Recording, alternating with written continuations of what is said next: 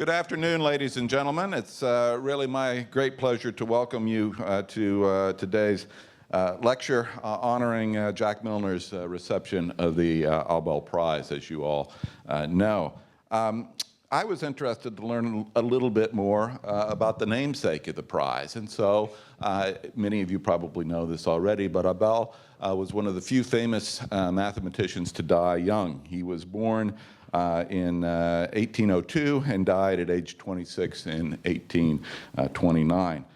He was, of course, precocious. At age 19, he showed there's no general algebraic solution for the roots of a quintic equation. He invented a variety of mathematical structures. He wrote a monumental work on elliptic functions, which was undiscovered until after his death. And when he was asked how to develop his mathematical abilities, I understand he replied by studying the masters, not their pupils. And we will very soon hear from one of Stony Brook's great masters of mathematics, Jack Milnor.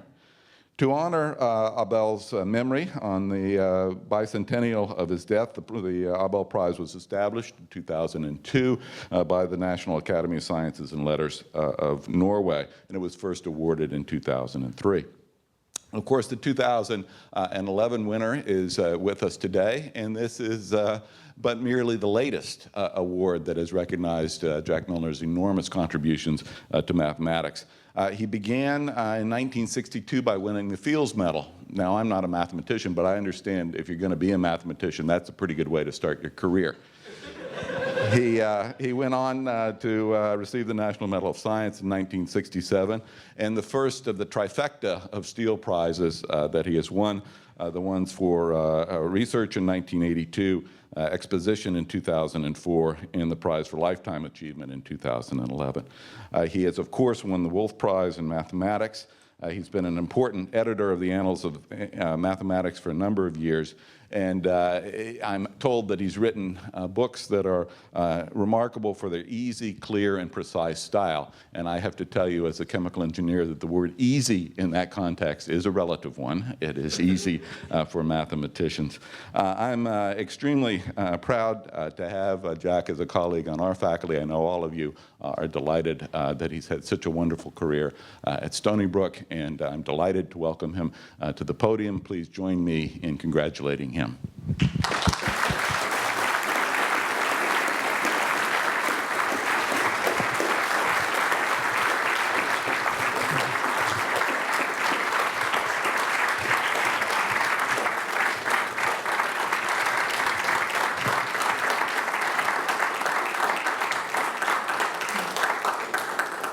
So thank you, Eric, and thank you all for turning out in this miserable weather. I'm not quite sure what this is doing here. It claims to be a picture of what I looked like 50 years ago.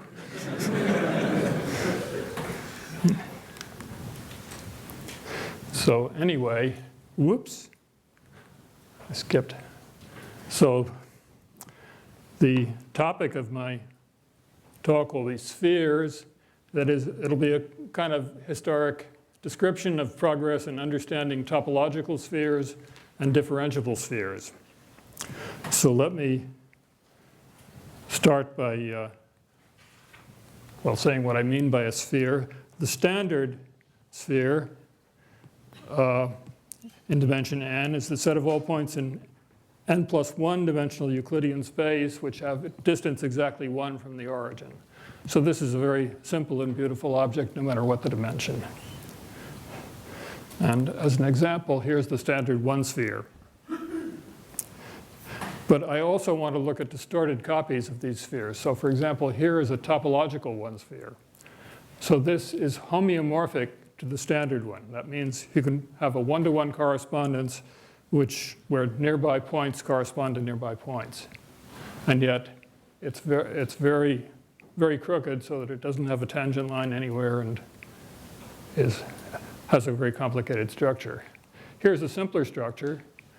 This is also homeomorphic to the standard sphere, but in this case, it's diffeomorphic. That means it's a homeomorphic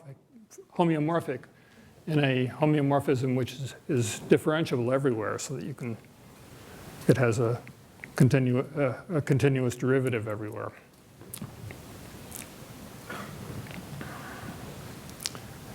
Now, of course, I'm really interested in higher dimensions. There's not much structure in a one-dimensional manifold, but it's hard to show pictures in high dimensions, so I'll compromise by showing you two-dimensional pictures. So here's a standard two-sphere. Here's a topological two-sphere. And here is a differentiable two-sphere. I should give some credits here. The top right picture is very high-tech. It's a photograph of an asteroid, Japanese photograph of an asteroid. And the picture on the lower left is very low-tech. It's a carving by a lady in northern Canada. So that's about as far as I can go with showing you pictures of the spheres I'm dealing with. I'll have to be satisfied with sort of schematic diagrams after this. So I want to describe a fascinating story of a really tough problem which generations and after generation of topologists sweated over and gradually made really significant progress and finally solved the problem completely. So this is Poincaré's question. I put it in the original French because there's a question about exactly how you translate. So you can judge for yourselves, those of you who know French. So here, V is a three-dimensional manifold and a closed three-dimensional manifold.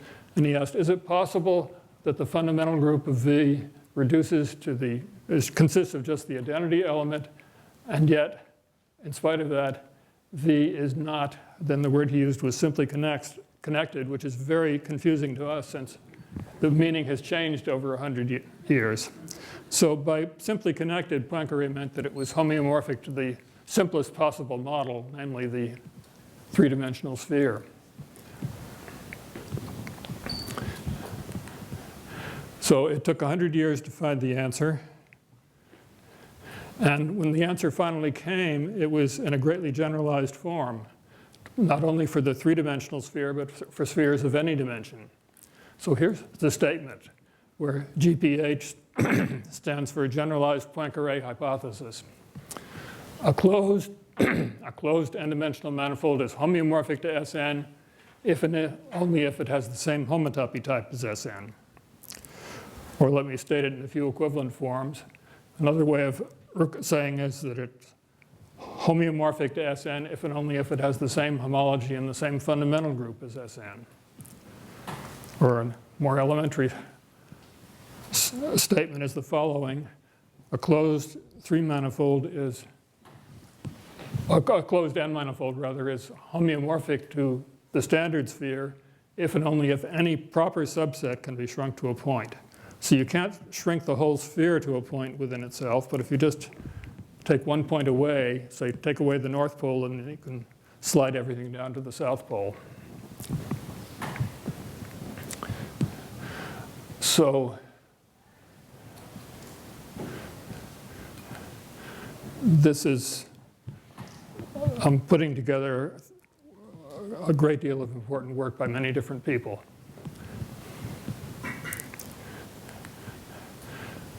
So, as you see, I said it took 150 years. Here I'm counting 50 years before Poincaré, because the one-dimensional case is easy and the two-dimensional case was known already in the 19th century.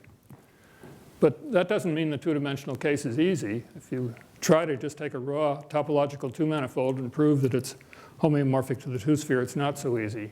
So here's a reference to a modern proof by John Conway, in case you're interested.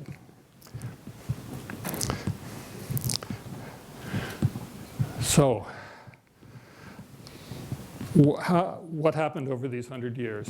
Well, the first 50 years are easy to describe. It took 50 years to discover how hard the problem was. There were many, many attempts by many different people, and somehow they almost made it sometimes, but there was always one last little step that didn't work. So, but then something strange happened about after the first 50 years, people began to realize that higher dimensions were perhaps easier. See, up to that time, people had assumed that if the two-dimensional case was relatively easy, the three-dimensional case was seemed to be very hard, then the four-dimensional case would be worse, and higher dimensions would be worse and worse. But then it was discovered that in higher dimensions, for some reason, you have more room to play around. You can make geometric constructions and move them around without getting in the way of each other. It's rather hard to describe precisely, but in any case, the first real breakthrough came in 1961 when Steve Smale gave a proof, well, first for higher dimensional manifolds, but then he managed to push it down to dimension 5. But there is a catch here. He was proving a topological theorem. That is, he's proving that the object is homeomorphic to the standard sphere. But he needed to assume that he started with a smooth manifold, one which has a continuously turning tangent plane. This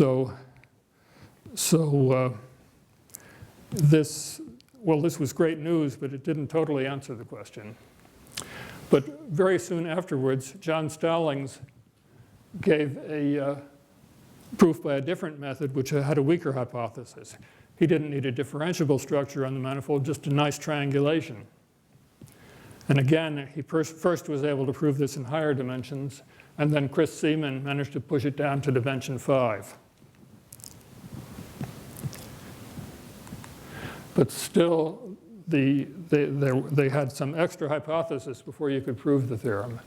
But finally, Max Newman and then independently Ed Cannell managed to modify the Stallings argument so it would cover all topological manifolds of dimension at least 5. So this is enormous progress. And so the theorem was now known for dimensions 2 and below and 5 and above, and there were just these two pesky dimensions, 3 and 4, left in the middle. Well, the four-dimensional case was the next to fall. Mike Friedman, using methods from the Bing School of Topology, using wildly non-differentiable methods, was able to prove the four-dimensional theorem. In fact, he proved much more. He classified all possible closed simply connected four manifolds, topological four manifolds. And this was done just by two invariants. The first was a unimodular quadratic form, which, if you take the middle cohomology group, it's always a free abelian group. And if you take the cup product with itself, or in more elementary terms, if you look at a two-dimensional cycle in a four manifold and then push it off itself a little bit and count the number of self-intersections counted with multiplicity, you get an integer. And so this defines a quadratic form, a quadratic mapping from a free abelian group to the integers. And this quadratic form is almost a complete invariant, and any unimodular quadratic form can occur. But there's just one other invariant, which is an integer mod 2, which is always 0 in the smooth case. So for smooth manifolds, the quadratic form is a complete invariant for the topological structure of the manifold. Here I just wrote H of M without specifying a coefficient group. I'll always use homology or cohomology with integer coefficients. Okay, so one case left to go, the three-dimensional case. The first progress was Bill Thurston's geometrization conjecture. So he made this grand conjecture about how to classify all possible three-dimensional manifolds, showing that they split up naturally into pieces with a geometric structure with just a small number of possible geometries. So it was a marvelous program, and it included the Poincare conjecture as a special case. And in fact, he proved the theorem in many special cases, many interesting special cases, but not including the Poincare conjecture. Richard Hamilton made a good try at trying to prove this conjecture by a geometric method, the Ricci flow argument, in which you start with a curved manifold and then change the metric by a fixed differential equation, which is something like a heat equation, where you hope that things will flow to a nicer shape. And ideally, in the case it's simply connected, that the metric should just flow nicely until it settles down to be the standard sphere. Well, this worked in some cases with suitable bounds on the curvature, but it got into horrible singularities and difficulties in general. So as probably most of you know, it was Grisha Perelman who managed to, by a very formidable attack, overcome all of these many difficulties so he could prove the general geometrization conjecture and the three-dimensional Poincare hypothesis is a special case. So putting all of these things together, we have a proof of this generalized Poincare hypothesis in all dimensions.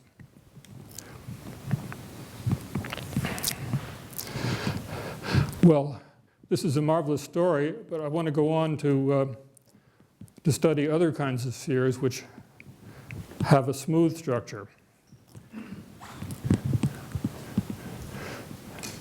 So, in fact, it's not completely clear what Poincare meant, because the definitions weren't very well fixed in his day. He often looked at smooth manifolds. Sometimes he looked at smooth manifolds. Sometimes he looked at smooth maps, differentiable maps. Other times he didn't. So it's not totally unreasonable to translate his question differently and consider a smooth, that is a differentiable manifold, and ask whether it's diffeomorphic to the standard sphere. Well, as a first try, you might try this standard lemma, that any homeomorphism to the standard sphere can be uniformly approximated by a smooth map to the standard sphere. This is essentially the Weierstrass approximation theorem. And it looks plausible that you should be able to just tweak the proof a little bit and show that if the map is continuous in both directions, you can tweak it so that it's well-defined and smooth in both directions. And I don't think anybody actually tried to do this, but it would seem to be generally assumed that something like that should be possible. So nobody much worried about the question as far as I know. So this is the question. Can a homeomorphism between smooth manifolds always be approximated by a diffeomorphism? And the answer is no. So now I want to switch to a more personal history.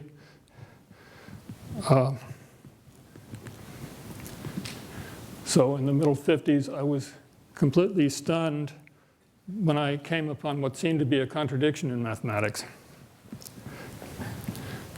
So I was studying three-sphere bundles over the four-sphere.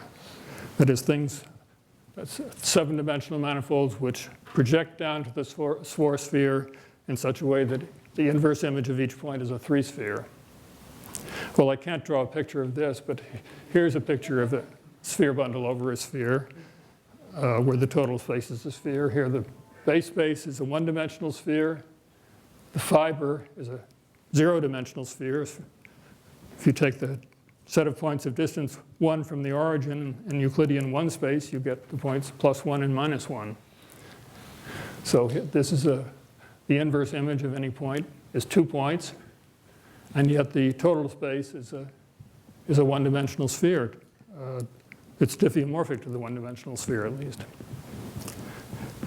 And there are similar examples in other dimensions, and I happen to be particularly looking at this case where there's a great variety of sphere bundles to play with. Well, there are 2 integer parameters describing such a thing. And these are very explicit models. There's nothing mysterious. They're defined by very explicit coordinate changes. You can always cover them by 2 coordinate patches with a nice, clearly defined coordinate transitions between them.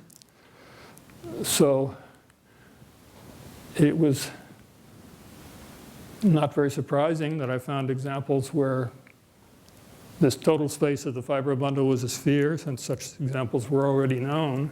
But in some of the cases, there was a differentiable argument which showed that it couldn't exist. And this was very troubling. Either a manifold exists or it doesn't exist. But the only way out of this apparent contradiction was to assume that this manifold was homeomorphic to the 7 sphere, but not diffeomorphic to it. Well, I want to go through, I won't go through all the details, of course, but I will go through some of the steps in the argument, because I think it makes use of many interesting developments of topology and geometry in the early part of the 20th century. So we need 2 different things. We need a method for proving homeomorphism. Well, this, in some sense, now that we know the Poincare, that the topological Poincare hypothesis is true, this would be easy. But of course, this was earlier. And in fact, there are easier methods of proving homeomorphism in special cases. And then I need to describe methods for disproving diffeomorphism.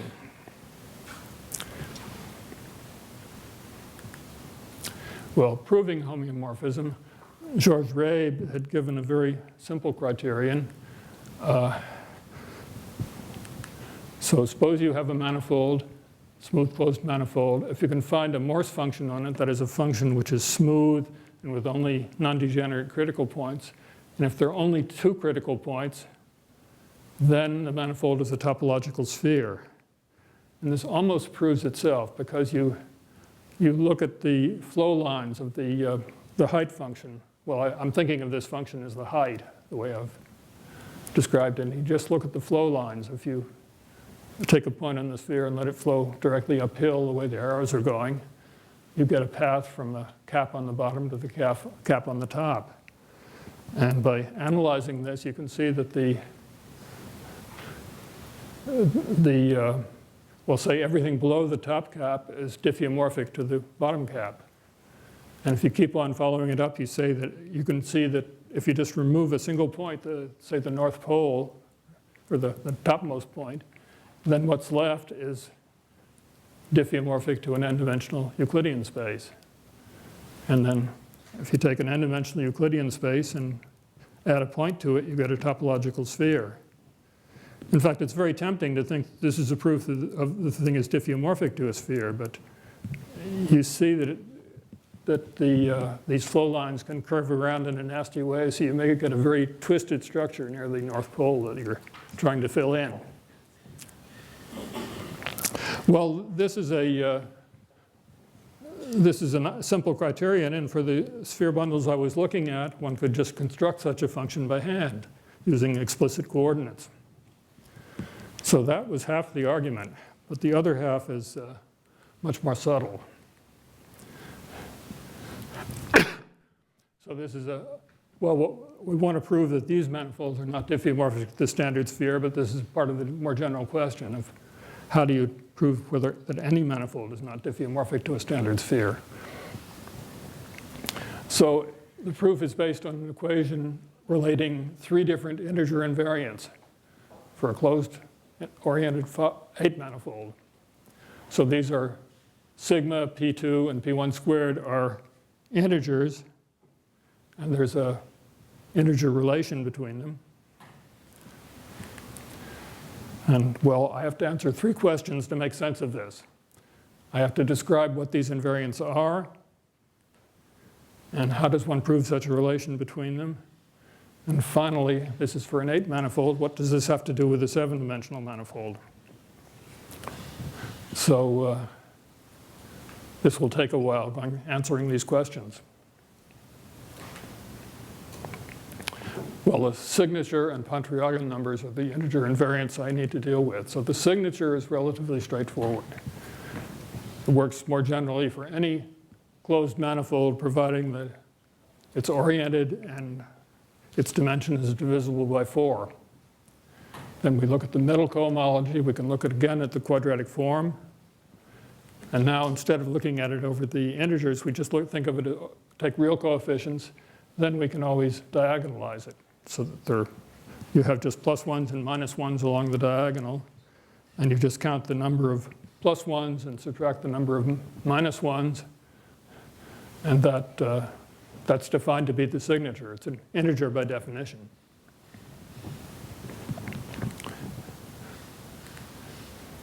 Now the Pontryagin numbers are much trickier to define, so that will again take a while. So let me start with Hassler-Whitney. He's one of the founders of the field of differential topology, who gave a precise definition of what it means to be a smooth manifold and proved that any smooth manifold could be embedded in some Euclidean space, providing the dimension is large enough. And furthermore, if the dimension is large enough, then the embedding is essentially unique in the sense you can pass from any one embedding to any other by just sliding it around smoothly without always being a nice embedding. Now I'm jumping back from early 20th century to the 19th century. Hermann Grassmann studied the manifold consisting of all n-dimensional planes through the origin in RL. So, well, you can most easily visualize this in three space. You take an origin and look at all two-dimensional planes through the origin. Then as you vary the plane, you get a finite dimensional manifold of possibilities. Or you could look at the one-dimensional lines through the origin. Again, there are a finite number of possibilities. And you get a nice smooth manifold. Now, I'll only be interested in the limiting case as L goes very large because well, the constructions won't really depend on which dimension you take as long as it's big enough. So it's easiest to just pass to the limit. Well, now I'll go back to the early 19th century. So for any smooth manifold embedded in a Euclidean space, there's a mapping which takes the manifold to this Grassmannian. And it's just defined as follows. Here's a picture of this is supposed to be the manifold. We take a point in the manifold, take the tangent plane through it, and just translate it over to the origin. And this translated tangent plane through the origin is defined to be the image g of x. And then we just include the Gn of RL into this infinite Grassmannian. Well, of course, Gauss didn't do it in precisely this form, but he did make a construction like this in 3 dimensions, and this is an immediate generalization of what he did in 3 dimensions for surfaces in 3 space.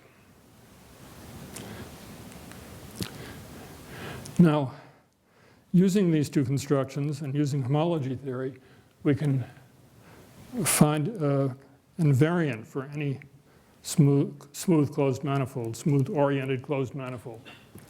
Because if you have well, in terms of homology theory, one way of describing it is you cut the manifold up into nice simplexes, generalized triangles, and then take the sum of all of the top dimensional triangles, top dimensional simplices,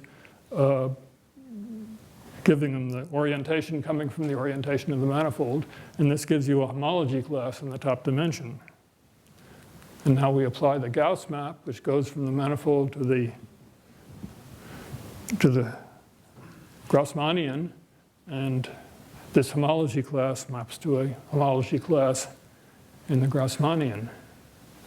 So I'll call this the characteristic homology class of the manifold.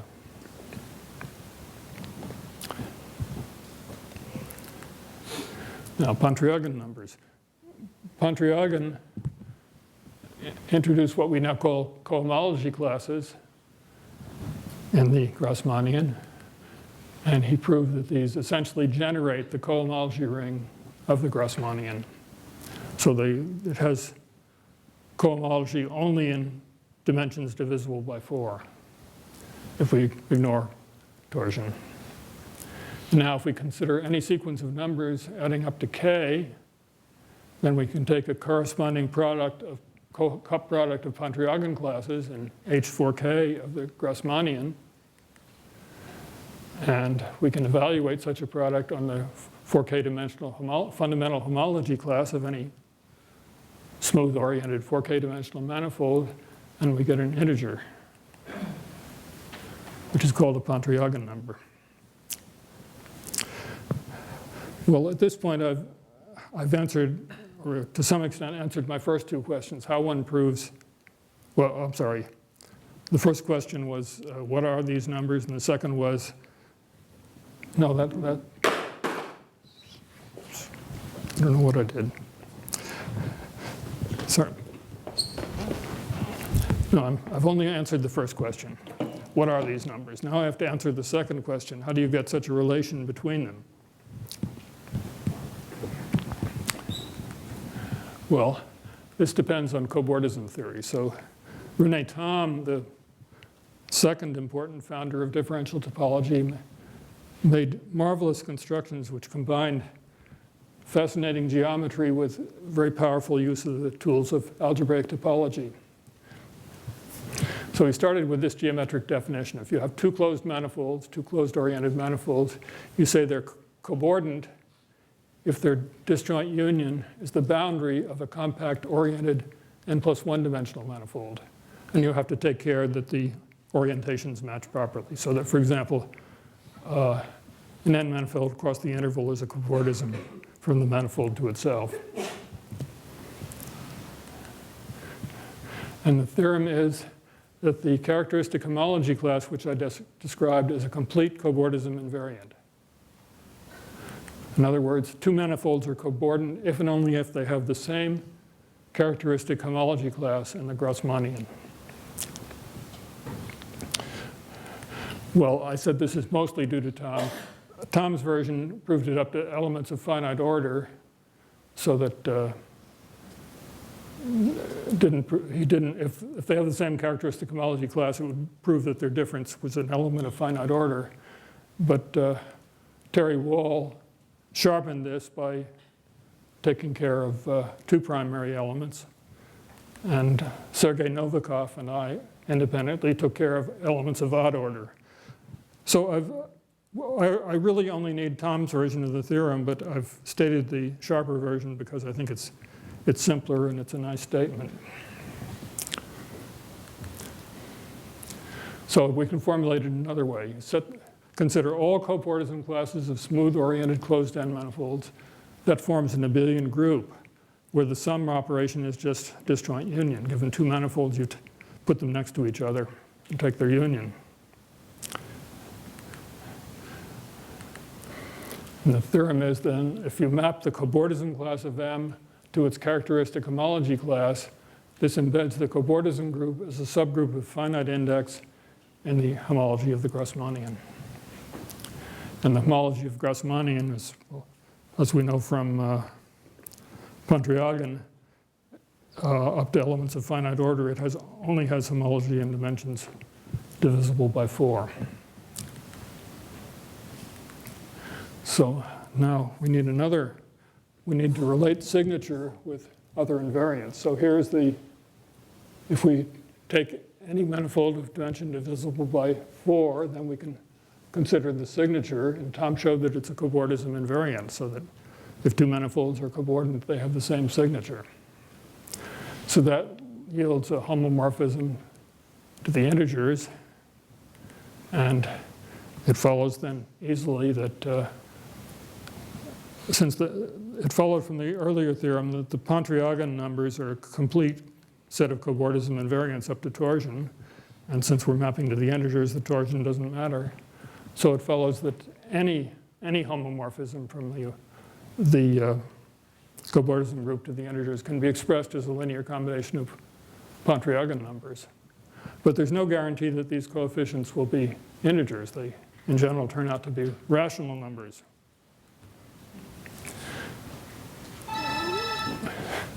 Well, Fritz Hirzebruch computed these rational coefficients completely in all cases.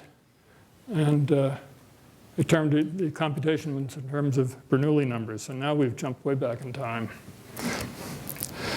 I won't actually make use of these Bernoulli numbers in this talk, but it's an important point because when you develop the theory further, they play a very important role.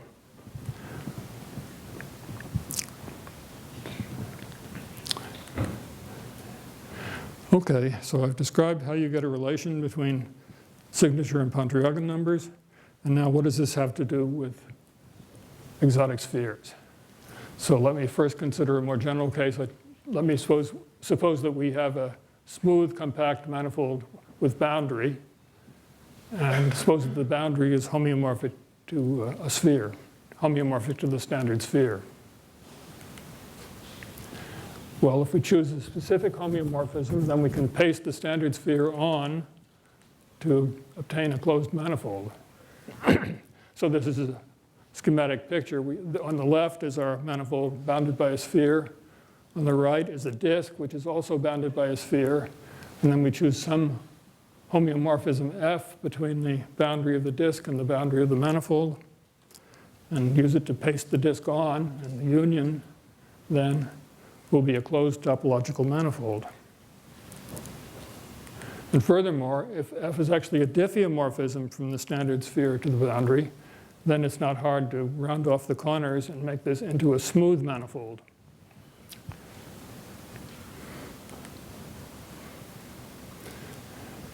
So now we can describe, now let me specialize to the 8-dimensional case so I don't get lost in bookkeeping.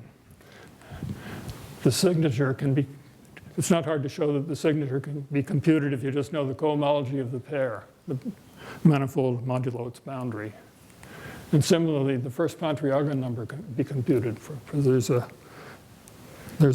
first Pontryagin class NE8, and then applying the quadratic form, you get an integer. Now, it's not so easy to define the second Pontryagin number directly, but we can describe it indirectly because we have an integer formula relating the three. So we can solve for the P2 of M8, and this is a certain linear combination of these two integers. And whenever this quotient is not an integer, we obtain a contradiction by assuming that this is a smooth manifold. So if the quotient is not an integer, then this manifold we constructed cannot be smoothed. We can't extend the smoothness structure over E8 to the rest of the manifold. And it follows that the boundary of E8 cannot be diffeomorphic to S7. So that finishes an outline of the argument. Well, some of that was rather high tech. Let me hope the following is easier. If we look at, I want to generalize this to manifolds of any dimension. So there's a natural way of forming a sum of connected manifolds called the connected sum. You can describe it this way. If we have two closed, well, actually, they don't have to be closed. They have to be connected. Two smooth connected manifolds. We embed a standard disk in each one and cut out the interior of the disk.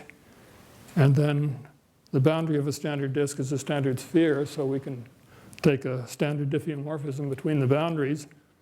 And you can visualize this by thinking there's a kind of a tube joining one to the other if you imagine them in Euclidean space. This is a very well-behaved operation. It's well-defined up to orientation-preserving diffeomorphism, and it's commutative, associative, so that we get a semigroup of oriented diffeomorphism classes in any dimension. And it has an identity element. Namely, if you take Mn and form the connected sum with a sphere, you get something which is diffeomorphic to Mn.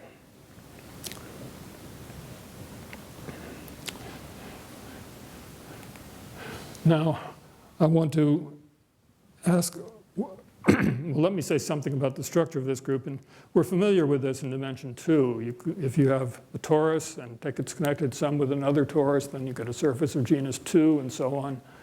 So if you look at closed oriented two manifolds, you just get a copy of the positive integers. The genus is a complete invariant. And you might expect that something similar happens in higher dimensions. But, and it does in dimension 3. In dimension 3, you have a unique decomposition into prime manifolds. As a sum, any manifold is uniquely a sum of primes. But by the time you get to dimension 4, things get more complicated and you no longer have such a simple structure. So one interesting question is whether a manifold can have an inverse. So given Mn, can you find an Nn so that the connected sum is diffeomorphic to the sphere? Now this is a remark which Barry Mazur made many years ago when he was a young differential topologist and before he became a respectable algebraic number theorist. So the manifold is invertible if and only if the manifold with a single point removed can be embedded in the n-sphere, smoothly embedded in the n-sphere. Or another equivalent condition is if and only if M with a single point removed is diffeomorphic to the n-dimensional Euclidean space. And from this last condition, if you take the manifold and remove a point, you get a copy of Euclidean space, then it clearly follows that it's a topological sphere, because if you take a Euclidean space and add a point at infinity, there's only one way to put a topology on it, and it's a sphere. So this will be a relatively low-tech proof. So I want to prove first that 1 implies 3. And the proof is by introducing infinite connected sums. For example, suppose I consider the connected sum of a whole string of copies of the n-sphere. I claim that this is always diffeomorphic to the Euclidean space. So here's a picture for one-dimensional spheres. You take a row of circles next to each other, join them up with little bands like this, and you get something which clearly can be stretched out. You can pull the top part up and the bottom part down and pull it out to a straight line. And now if you take this picture and rotate it around the x-axis, you get a corresponding picture in dimension 2. And again, you just pull it out, and you can pull it out to a plane. And the same argument works in any dimension, just rotating around this picture around in more dimensions. So now consider the following. I'm assuming that M is invertible, so we can find an N, and we can form the alternating. Wait a moment. What happened here? Something got lost. Well, okay, we can form the alternating sum, and if I put parentheses in this way, then we see that what we have is just a sum of copies of the sphere, which gives us Euclidean space up to diffeomorphism. On the other hand, we can also put parentheses in the other way, and then we see that it's isomorphic to M plus a sphere. M plus a copy of Euclidean space. But it's easy to see that M plus Euclidean space is just M minus a point, because you can think of Euclidean space as the sphere minus a point. So if we take M and take the connected sum with a sphere minus a point, is taking the same as taking the connected sum of M with a sphere and then removing a point. But the sphere is an identity element under this composition, so we just get M minus a point. So we see, combining these, we have a proof that M minus a point is diffeomorphic to Rn, which is exactly the statement 3.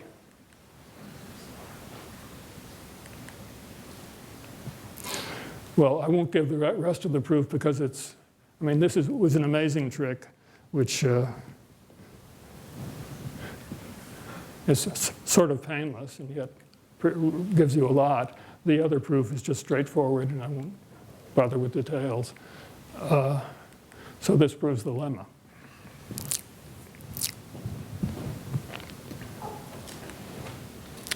Well, now let me describe work I did with Michel Kervaire in the 60s.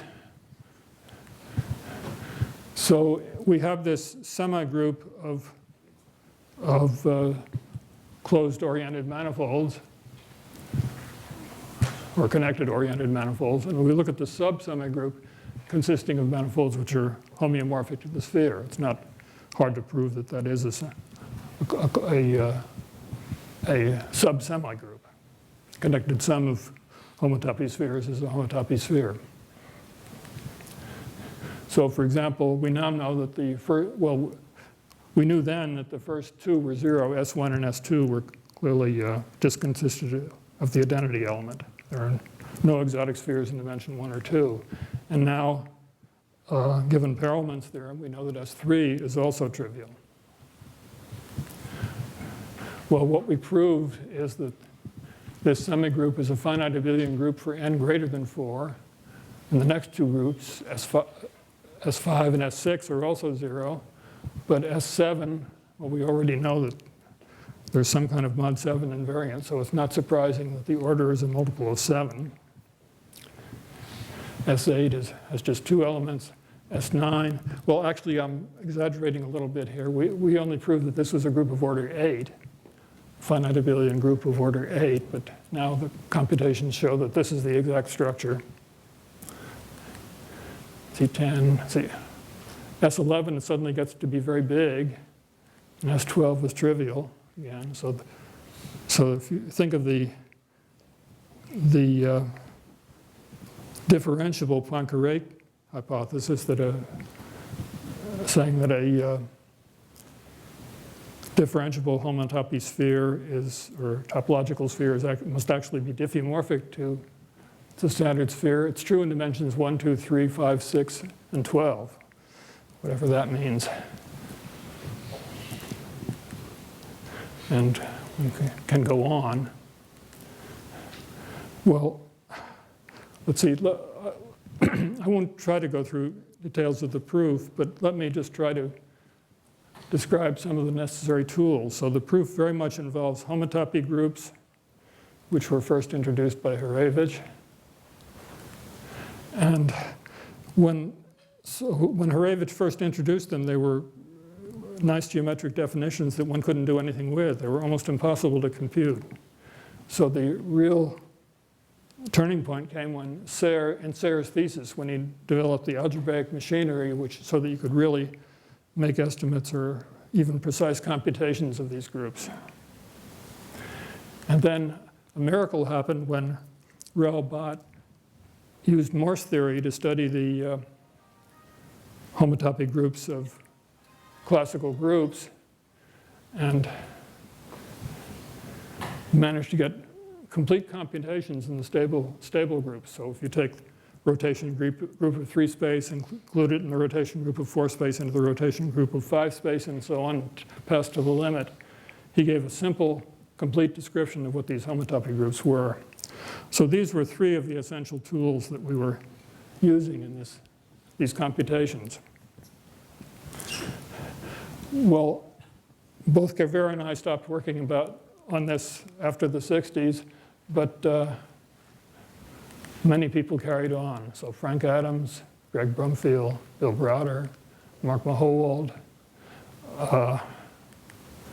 and most recently Mike Hill, Doug Ravenel, and Mike Hopkins.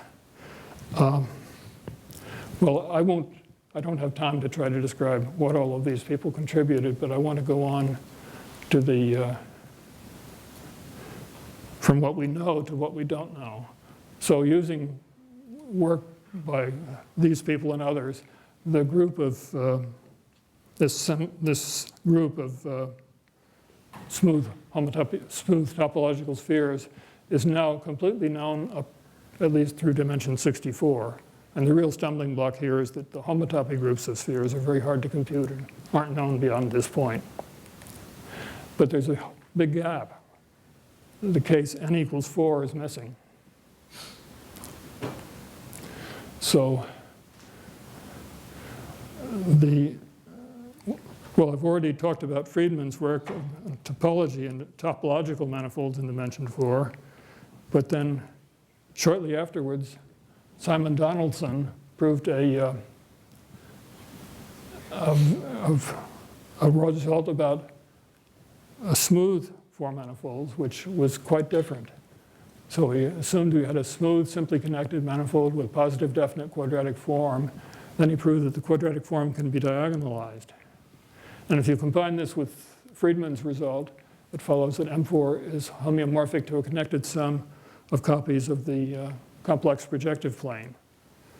So in comparison with a wide variety of topological manifolds, we have very few smooth form manifolds. So there are many simply connected topological manifolds which cannot be given any differentiable structure. Well, this was certainly exciting news, and people started trying to compare these results, and they found that the result of comparing the two methods was really weird. So, for example, let me state a theorem of Cliff-Taubes. If you consider the four-dimensional Euclidean space, it has uncountably many different differentiable structures. So there are uncountably many ways of putting a smooth structure onto R4 so that they're pairwise non-diffeomorphic. This is completely different from anything that happens in any other dimension. For n different from 4, it was well known that any smooth manifold homeomorphic to Rn must actually be diffeomorphic to Rn. So there's only one differentiable structure in dimensions different from 4, uncountably many in dimension 4.